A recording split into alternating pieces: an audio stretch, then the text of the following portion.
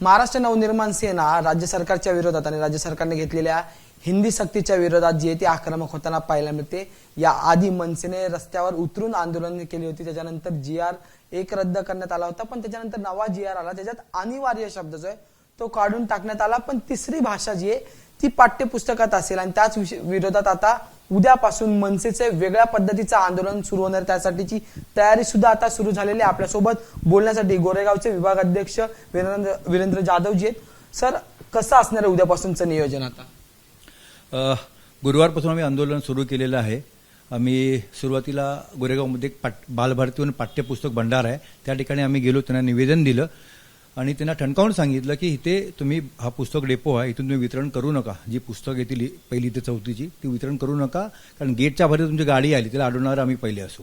ठणकावून त्यांना रिक्वेस्ट करून सांगितलेलं आहे ह्यापुढे जे काय होईल त्याला जबाबदार तुम्ही असाल म्हणून।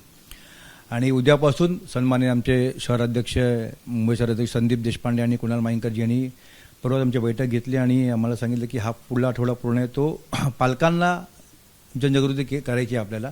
त्या संदर्भात आम्ही उद्यापासून प्रत्येक शाळेच्या बाहेर तर आमच्याकडून स्वाक्षरी मोहीम आहे, त्याचप्रमाणे ते पत्रक साहेबांचे जे पत्रक आहे ते आम्ही पालकांना वाटणार आहोत, त्यांना समजावून सांगणार आहोत की काय आहे। म्हणजे उगाच हे लहान मुलांवर जी लहान मुलं आहेत ते 1ली ते 4थी ह्या इत्यादी मुलं शिकणारे मुलं त्यांना जबरदस्ती करून हिंदी भाषा शिकवण्यात येणार आहे। आता आम्ही शिकलोय, आम्हाला 5वी पासून हिंदी होतं, आम्ही सुंदर हिंदी बोलू शकतो, मग का तुम्ही अट्टहास करताय? हा जाणून बुजून अट्टहास करताय का? त्याकरता आम्ही जनजागृती सुरू करणार आहोत। सर, मग या जनजागृती योजनेत जर आपण तुम्ही पाहिलं तर आता पुढचे 1 आठवडा तुमचं ते आंदोलनाचं नियोजन असणार आहे, तरीही मार्ग निघाला नाही तर मग मनसेची भूमिका काय असणार आहे? नाही, ते तुम्हाला टप्प्याटप्प्याने कळेलच का असेल नाही, केंद्रीय सन्मान्य राजसाहेब ती भूमिका घेतीलच, पण मला असं वाटतं की ह्या आठवड्याभरामध्ये हा निर्णय लागेलच।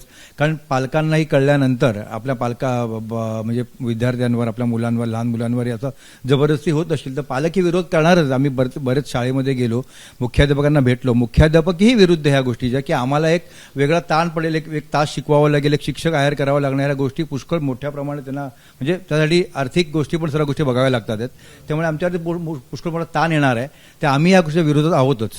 तर राज्यात एक परिस्थिती नेहमी पाहायला मिळते की मराठी शाळेतल्या शिक्षकांची जी आहे ती भरती झालेली नसते आणि शिक्षकच शिकवायला नसतात आणि त्याच्यात नवीन शिक्षक हायर करणं हे राज्य सरकारला खरंच परवडणार आहे? अहो, तुम्ही शिक्षक बघाल तर गेल्या वर्षभरापासून लोकसभा निवडणूक झाली आणि विधानसभा निवडणूक झाली, या निवडणुकीमध्ये कोण काम करतं? ते शिक्षक लोक काम करतात। मुळात शिक्षकच नाही आहेत मराठी शाळेमध्ये, ते मुख्याध्यापक आणि शिपाई, काय काय शाळेमध्ये मुख्याध्यापक शिपाईला मी बघितलेले। काल एका मराठी शाळेमध्ये गेलो, ते बोलले की आमचा अर्धा काय 3/4 स्टाफ आमचा निवडणुकीच्या कामामध्ये पूर्ण दिवस म्हणजे असतो, पूर्ण वर्षभर तिकडे असतो। आम्ही शिकवणार का? आणि आता नवीन तुम्ही आम्हाला एक विषय दिला शिकवायला, हे कसं होणार आहे यापुढे? म्हणजे काय कुठल्यावरची प्लॅनिंग नाही, काय नाही, नुसते GR काढायचा आणि तो लादायचा, हे असं चाललेलं आहे शासनानं। त्या मनसेने आंदोलन सुरू केलेलं आहे। आम्ही पालकांना जनजागृती करणार उद्यापासून, हे लोकांना कळलं पाहिजे या गोष्टीचं आणि हे लोकांना कळेल, लोक आमच्या बरोबर आमच्या बाजूने उभे राहतील ही आम्हाला खात्री आहे। तर हे होते वीरेंद्र जाधव यांनी विश्वास दाखवलेला आहे की आता आम्ही जनजागृती करू, शिक्षकांसोबतच आता पालकांना सुद्धा आम्ही या सगळ्याबद्दल सांगू आणि लोक म्हणजे पालक आमच्यावर विश्वास दाखवतील अशा आशावाद त्यांनी व्यक्त केलेला आहे।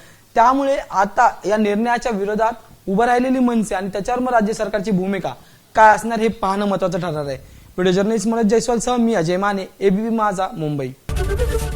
ABP माझा, उघडा डोळे बघा नीट।